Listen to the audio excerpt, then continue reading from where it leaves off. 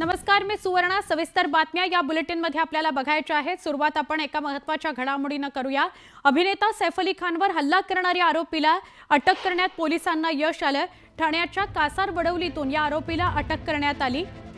त्याला वांद्रे कोर्टात सध्या हजर करण्यात येत आहे। आरोपीच्या पोलीस कस्टडीमध्ये मागणी करण्यात येते, म्हणजे त्याला पोलीस कोठडी मिळावी अशी मागणी करण्यात येते आणि त्यानंतर पुढील चौकशी करण्यात येणार आहे।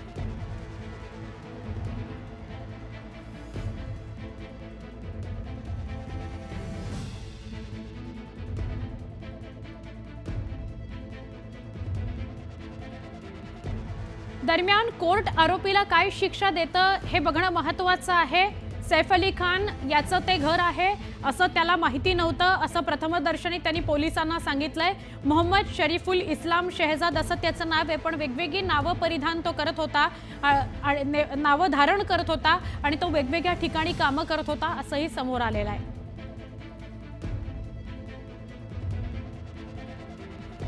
आपण थेट बोलूया आमचे प्रतिनिधी विजय देसाई यांच्याशी। विजय, कोर्टात हजर केलेलं आहे या आरोपीला, काय अधिक माहिती आहे?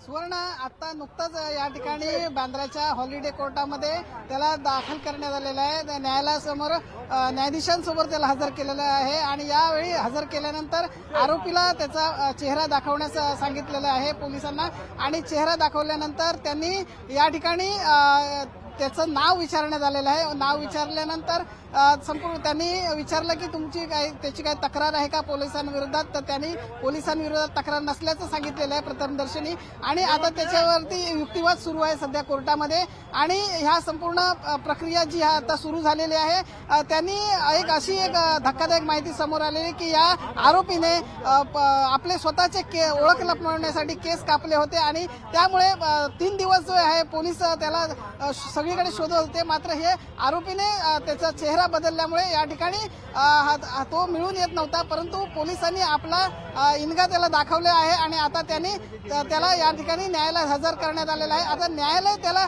कोणती शिक्षा सुनावतं, किती दिवसाची पोलीस कोठडी देते, आता अजून काय काय युक्तिवाद होतो हे आता थोड्या वेळात स्पष्ट होईल। नक्की विजय, म्हणजे 16 तारखेलाच तो वांद्र्यावरनं दादरला गेला आणि दादरवरनं ठाण्याला जाण्यादरम्यानचा जो काळ होता, काही तासांचा काळ, त्या कालावधीमध्ये कदाचित त्याने केस कापले आणि आपला लुक बदलण्याचा प्रयत्न केला।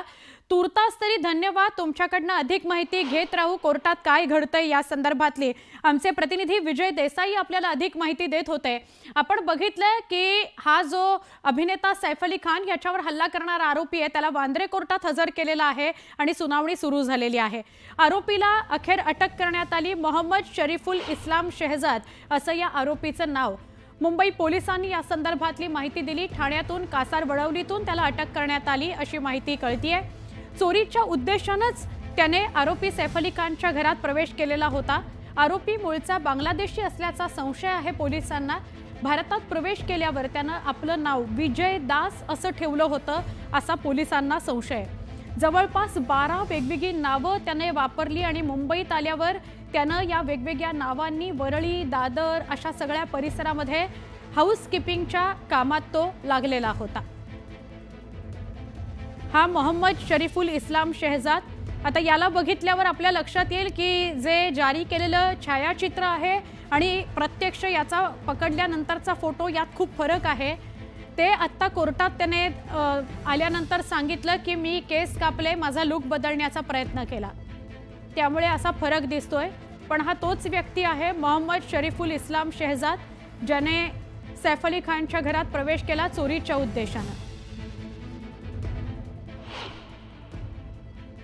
बांद्रा पोलीस स्टेशनच्या हद्दीमध्ये अभिनेता श्री सैफ अली खान यांच्या घरी ज्या हल्ल्याचा आणि जबरी चोरीचा प्रकार झालेला आहे त्या अनुषंगाने एका आरोपीला अटक करण्यात आलेली आहे। सदर आरोपीचं नाव मोहम्मद शरीफुल इस्लाम शहजाद आहे। या आरोपीचं वय 30 वर्ष आहे। प्रथमदर्शनी हा आरोपी बांगलादेशी नागरिक असल्याचं निष्पन्न होत आहे। या आरोपीला आम्ही माननीय न्यायालयात प्रोड्यूस करून याची पोलीस कस्टडी मिळण्याचा प्रयत्न करणार आहोत आणि पुढील तपास करणार आहोत। हा व्यक्ती अटक याला ज्यावेळेस आम्ही केली त्याच्याकडे जी विचारपूस केली त्या अनुषंगाने त्याची जी उत्तरं आणि त्याच्याकडे जे काही साहित्य मिळालेलं आहे त्या साहित्याच्या अनुषंगाने प्रथमदर्शनी असं वाटतोय की हा एक बांगलादेशी नागरिक आहे। त्या अनुषंगाने आम्ही पुढील तपास करत आहोत। सदर आरोपीला ठाण्यातनं अटक करण्यात आलेली आहे आणि पुढील तपास सुरू आहे।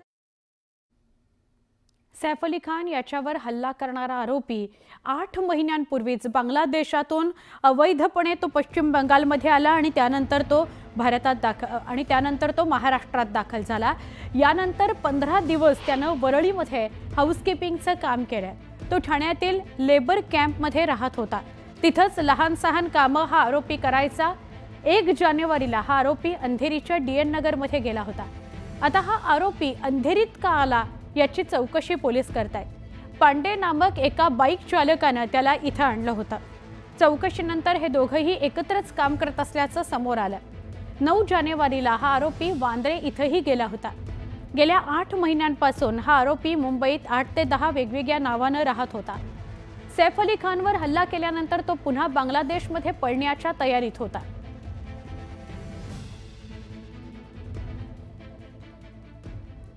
सैफ अली खान याच्यावर हल्ला प्रकरणामध्ये मोठा खुलासा झालाय। 13 जानेवारीला हल्लेखोर मोहम्मद अंधेरीत आला होता। अंधेरीत तो एका व्यक्तीला भेटायला आला होता। 13 तारखेला संध्याकाळी 6 वाजता हल्लेखोर एका झेरॉक्सच्या दुकानात गेलेला होता। त्याचसोबत एक व्यक्ती देखील त्या झेरॉक्स दुकानामध्ये गेली होती। दोघांनी मिळून कागदपत्रांची झेरॉक्स काढली। कागदपत्र घेऊन हल्लेखोर विजय दास पुन्हा ठाण्याला गेला होता। हल्लेखोर विजयनं मुद्दाम आपली ओळख लपवली होती। नाव बदलून राहण्याचं ठिकाण बदलून हल्लेखोर काहीतरी मोठं करण्याच्या तयारीत होता। यानंतर त्याने 2 दिवसांनी सैफ अली खानवर हल्ला केला। हल्लेखोर विजय दास फक्त चोरीच्या उद्देशानंच आला होता की त्याच्या टार्गेटवर सैफ आणि त्याचा परिवार होता या अँगलनं पोलीस तपास करतायत। पण प्रथमदर्शनी तरी हेच कळतंय की तो मोठी काहीतरी रक्कम चोरीच्या उद्देशानं या घरामध्ये घुसला। नंतर त्याला कळलं की हा कोणीतरी मोठा व्यक्ती आहे आणि मग मात्र तो घाबरला आणि मग पुन्हा एकदा पळून जाण्याच्या तो तयारीत होता। परत एकदा निघून जाऊ, कारण आता एवढी मोठी घटना आपल्या हातून घडली आहे। पण ह्या सगळ्या जर तर आणि तयार झालेली एक स्टोरी आहे, अर्थात त्यावर शिक्कामोर्तब पोलीसच करतील। अंधेरीला हा आरोपी आला होता, त्यामुळे विविध प्रश्न उपस्थित होत आहेत। या हल्लेखोरासोबत कोण होतं? अंधेरीला हल्लेखोर कुणाकडे गेलेला होता? सैफवर हल्ला करणारा हा आरोपी अंधेरीला कुणाकडे गेला होता? गुलाबी शर्टातील ही व्यक्ती कोण आहे? सैफवर हल्ला करण्याआधी हल्लेखोर या व्यक्तीला का भेटला? ज्या कपड्यात हल्लेखोरानं सैफवर हल्ला केला त्याच कपड्यात हल्लेखोर या व्यक्तीला भेटला होता। एका झेरॉक्सच्या दुकानात जाऊन हल्लेखोरानं आणि या अज्ञात व्यक्तीनं कागदपत्रांची प्रत काढली होती, कागदपत्रांची झेरॉक्स काढली होती। ती कोणती कागदपत्र होती ज्याची झेरॉक्स काढली होती? ही कागदपत्र कशा करता वापरली जाणार होती? या व्यक्तीचा हल्लेखोराशी नेमका काय संबंध आहे? आमचे प्रतिनिधी अजित मांढरे यांच्याशी आपण सविस्तर बोलूया। अजित, सगळ्यात आधी तर हा जो हल्लेखोर आहे, हा जो आरोपी आहे, तो फक्त चोरीच्या उद्देशानं घरात शिरला, काही मिळालं नाही, त्यात आपल्या हातून हल्ला झालेला आहे, एक व्यक्ती रक्तबंबाळ झालेला आहे, या सगळ्यामुळे तो घाबरला आणि पळून जाण्याच्या बेतात होता का काहीतरी मोठा कट होता? सुवर्ण, याहीपेक्षा मोठी घटना म्हणजे आपल्या न्यूज 18 लोकमतच्या प्रेक्षकांना आपण सांगूया की एक सुपर एक्सक्लुझिव्ह आपल्याकडे होतं की आपण जे फुटेज पाहिलं, या फुटेजमध्ये 13 जानेवारीचं हे फुटेज आहे आणि या फुटेजमध्ये CCTV कॅमेऱ्यामध्ये कैद झालेलं हे फुटेज आहे। त्यामध्ये स्पष्टपणे दिसतंय की हा मोहम्मद जो आहे तो एका गुलाबी शर्ट घातलेल्या एका व्यक्तीसोबत एका अंधेरीतल्या दुकानामध्ये शिरतो, तिथं झेरॉक्स काढतात। मोबाईलवरून ही व्यक्ती जे गुलाबी शर्ट घातलेली, ही मोबाईलवरून त्या दुकानाच्या जो दुकानवाला आहे त्याच्या व्हॉट्सअप नंबरवरती काही डॉक्युमेंट पाठवतात। त्या डॉक्युमेंट झेरॉक्स काढली जाते। 8 ते 10 प्रकारचे डॉक्युमेंट्स आहेत। याची झेरॉक्स काढल्यानं जवळपास 5 ते 7 मिनिटं तिथे उभे राहतात। मोहम्मद 13 जानेवारीला या व्यक्तीला का भेटला होता, त्याने कोणत्या कागदपत्रांची झेरॉक्स काढली होती, त्याचा वापर कशा करता काय तो करणार होता. याच बरोबरीने आपण जर पाहिलं तर ही व्यक्ती कोण आहे जी मोहम्मदला भेटते. मोहम्मद बांगलादेशहून आलेला आहे, तो ठाण्यामध्ये राहिला, वरळीमध्ये राहिला, मग अंधेरीमध्ये या व्यक्तीला तो भेटायला कसा गेला, या व्यक्तीचा त्याच्याशी कॉन्टॅक्ट कसा झाला, ही व्यक्ती नेमकी कोण आहे आणि ह्या व्यक्तीनं त्याला का मदत केलेली आहे, त्याला तिथं का भेटायला आलेला आहे. अंधेरीतलं हे फुटेज आहे 13 जानेवारीचं, साधारणपणे सायंकाळी 6 वाजताचं हे फुटेज आहे. यामध्ये स्पष्टपणे दिसतंय की एक गुलाबी शर्ट घातलेली व्यक्ती जी आहे ही या मोहम्मद बरोबर त्या दुकानामध्ये येते. खेळण्याचं आणि झेरॉक्स दुकान आहे, या दुकानामध्ये ते लोक जवळपास 5 ते 7 मिनिटं थांबतात, तिथं झेरॉक्स काढतात, डॉक्युमेंट्स घेतात, त्यानंतर पुन्हा अंधेरीवरून अंधेरी रेल्वे स्थानक जे आहे तिथून हा ट्रेन पकडून ठाण्याला जातो. म्हणजे आणि ते कपडे जर पाहिले आपण मोहम्मदचे कपडे, बॅग, तो टी शर्ट, तीच पॅन्ट, तीच बॅग घालून मोहम्मद जो आहे तो तोंडाला कपडा बांधून आणि डोक्याला कपडा बांधून जो आहे आपली ओळख लपावी याकरता सैफच्या घरी पायऱ्यांच्या मार्गे गेला होता आणि तिथं त्याने चोरीचा प्रयत्न केला होता. त्यामध्ये त्याने सैफवर हल्ला केला, लिमावरती हल्ला केला, दोघं याच्यामध्ये जखमी झाले. सैफ यामध्ये गंभीर जखमी झाला होता. मग हाच प्रश्न उपस्थित होतो की मोहम्मदला सैफ अली खानच्या हल्ल्याआधी 2 दिवसापूर्वी भेटणारी व्यक्ती कोण आहे, याचं नेमकं भेटण्यामागचा उद्देश काय होता, कोणत्या डॉक्युमेंटची, कोणत्या कागदपत्रांची यांनी झेरॉक्स काढलेली आहे, त्याचा वापर कशाकरता केला जाणार होता. मोहम्मद जर बांगलादेशी आहे, त्याचा इथे ठाव ठिकाण नाही आहे, त्याच्याकडे कोणती कागदपत्र नाही आहेत, मग ही व्यक्ती त्याला का भेटली, त्याने डॉक्युमेंटची झेरॉक्स का काढली, बांगलादेशमध्ये आल्यानंतर भारतीय डॉक्युमेंट बनवण्याकरता या व्यक्तीने त्याला मदत केली का, असे अनेक प्रश्न या निमित्ताने उपस्थित होत आहेत. आपण जर स्क्रीनवर पाहिलं तर CCTV फुटेजमध्ये स्पष्टपणे दिसतंय की ही व्यक्ती जी आहे गुलाबी शर्टवाली, ही व्यक्ती मोहम्मदला घेऊन येते. अंधेरी वेस्टमधल्या एका झेरॉक्स सेंटरमध्ये, एका खेळण्या दुकानामध्ये जाऊन हे लोक प्रिंट काढतात आणि त्यानंतर पुढे 2 दिवसाने मोहम्मद जो आहे तो सैफ अली खानवरती अटॅक करतो. त्यामुळे या गुलाबी शर्टवाल्या व्यक्तीवरती आता प्रश्नचिन्ह निर्माण झालं आहे. ही व्यक्ती नेमकी कोण आहे. पोलिसांनी या व्यक्तीची चौकशी केलेली आहे. या व्यक्तीच्या मार्फत जी माहिती मिळाली त्या माहितीच्या आधारे हे सर्व जो मोहम्मद जो आहे त्याच्यापर्यंत पोहोचण्याकरता पोलिसांना त्या ठिकाणी यश आलं. त्यामुळे ही व्यक्ती अत्यंत महत्त्वाची आहे. या व्यक्तीनं त्याला का मदत केली.